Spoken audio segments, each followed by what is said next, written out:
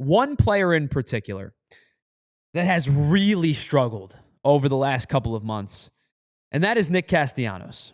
Let's get to Nick Castellanos' numbers, not just this year, but over the last 2 months specifically. So we went back to the last 28 days, which is effectively since the All-Star break for Major League Baseball. Nick Castellanos, over the last 28 days, is hitting 178 with a slash line of 178, 204, 289 is his slug, and a 493 OPS. It's a 493 OPS, not slug. His OPS is sub 500. In that span, he's hit just 3 home runs, has 1 additional extra base hit, has driven in just 9 runs, and has only 26 total bases. Now, we're going to get into his August numbers in just a second. But Andrew, do you have his season numbers? Let's take a look at Nick Castellanos' season, because I think it's fair to say that Castellanos had a really good start to the year. Came out of the gate, I thought his approach was better. I thought his plate discipline was better. But over the last 2 months or so specifically, his numbers have really dipped. He's down to a 254 average on the season. His on-base percentage is below 300, and his OPS is ever slowly creeping towards below 700. Now, he does have 39 extra base hits this year, and he has driven in 60. But as you see at the bottom there, just 1 extra base hit so far in the month of August, and we're basically halfway through the month. And then I love to include the Baseball Savant page, and it's a lot of blue. Chase rate in the 4th percentile. Walk rates below 10%. Whiff rates have gone in the wrong direction. It's a lot of blue for Nick Castellanos, especially over the last 2 months. And I also included his fielding metrics in there as well, because I will never sit here and tell you that Nick Castellanos is a good defender. But over the last few seasons, you've seen Nick Castellanos work with Bobby Dickerson and Paco Figueroa to figure out what works best for him. And what has worked best for him defensively over the last couple of years is to basically play every ball that he possibly can in and to his left. So in and to his glove side. He feels comfortable making the sliding catch to that glove side. He feels comfortable going down and getting sinking line drives and stuff like that to his glove side. But his defense has gotten worse and worse and worse as well. His metrics aren't good. You see the outs above average. You see the arm factor hasn't been very good. And it's really just been a rough season, but really a rough couple of months for Nick Castellanos. Now, let me give you the August numbers specifically. Nick Castellanos in the month of August alone is hitting 149 with a 149 on base percentage. That's right, 0 walks in the month of August. His slug is 213 and his OPS 362. Andrew, if I had to ask you a question, when do you think Nick Castellanos' last walk was? When did it come? Oh my gosh. Was it even this year? Yes, it was this year. But I did just say he hasn't walked once in the month of August. Yeah. I'm going to go back to, let's go back to May. Not that bad. July 29th. Okay. But I will say this. Nick Castellanos has 4 walks since the start of July. Wow. His last walk, July 29th, he walked twice against the White Sox on 7/18 and had 1 walk on July 2nd. Those are 4 walks that he has had since since July 1st. Now, I will say this. I understand that's not Nick Castellanos' game. But that can't be your game, and you also have a prolonged period of struggling. So let's take a look at this clip. Abby Jones from our partner DLLS. You heard Abby on Monday. She joined the show. She was excellent. Had done a ton of really incredible work with the Phillies, getting different interviews with the Phillies. You may have seen them on our YouTube page. You may have seen them on our social pages. But she had a one-on-one interview with Nick Castellanos. And I want to play this clip, this question from Abby specific. I think there's actually 2 questions in here. These 2 questions specifically from Abby and Nick Castellanos' response to kind of get an understanding of where Nick Castellanos' headspace is, even going through some of the struggles that he's currently going through. Here's Abby Jones from DLLS interviewing Nick Castellanos the other day.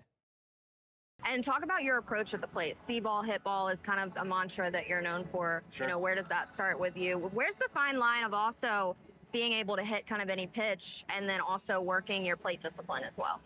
Well, I think I'm never somebody that goes up there and like says like this is the one pitch that I'm looking for, or this is like the one spot I'm looking for, right? I feel like my hitting approach is more raw than that.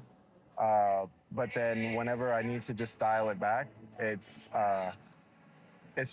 still see ball, hit ball, but it's take less. You know what I mean? Like just really be able to settle down and take what the game gives me instead of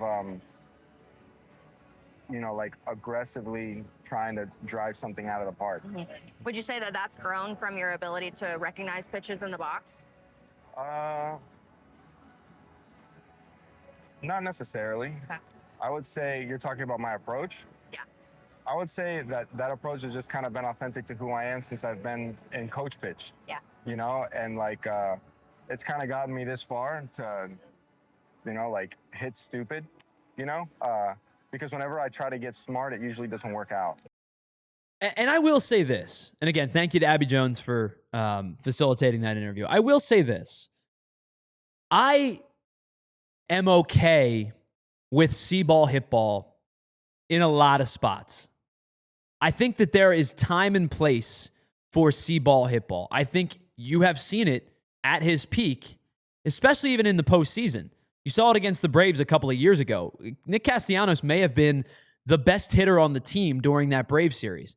But you've also seen it in the valleys where the Arizona Diamondbacks did it to him, the New York Mets did it to him, and now you're starting to see it again this season where if I were the opposition, I would never throw him a strike. And if he draws a walk against me, good for him. Because he's not shown me the propensity to draw a walk over the last 2 months. We've said it, 4 walks since the beginning of July. If he draws a walk against me, heck, if he draws 2 against me, I would rather live with that than me giving him something middle that I know that he can crush. Because I do still believe Nick Castellanos is a good hitter. And when I say a good hitter, I mean bat to ball skills are still good. When you give him a pitch in his zone, his skills are still good. But I will say this. I think time and place is very important.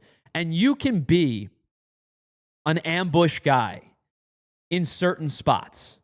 But I also need you to recognize when your spot calls for you, don't be ambush.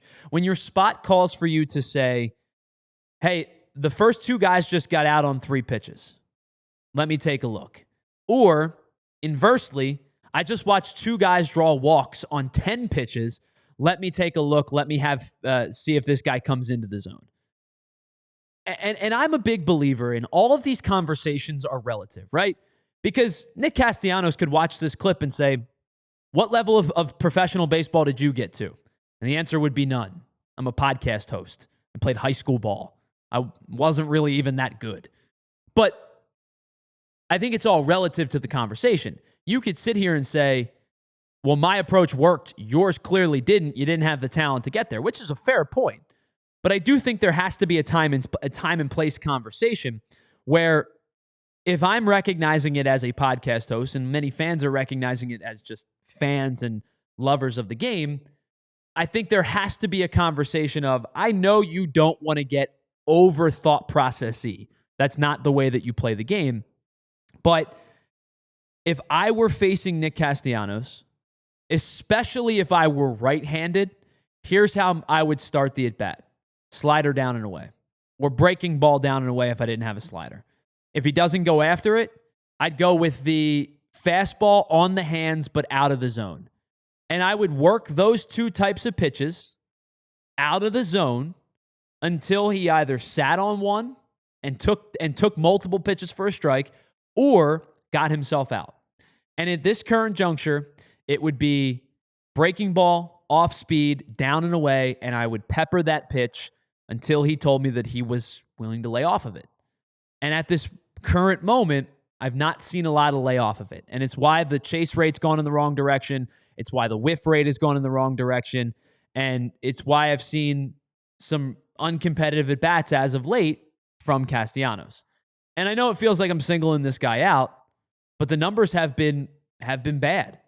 He has struggled over the last 2 months. Trey Turner has come back down to earth a little bit over the last couple of months. August has not been particularly kind to Bryce Harper, who had an incredible July. He's been a little bit slumpy in July. You know, you're platooning positions right now. You have a lot of platoon positions. You're still platooning third until Alec Boehm comes back. You're platooning second. You're platooning at least one position in the outfield. You need some consistency from the guys you were hoping to get consistency from. And right this moment, again, I'm not trying to single the guy out, but he's not been very good. Nick Castellanos is not providing you a whole lot of consistency.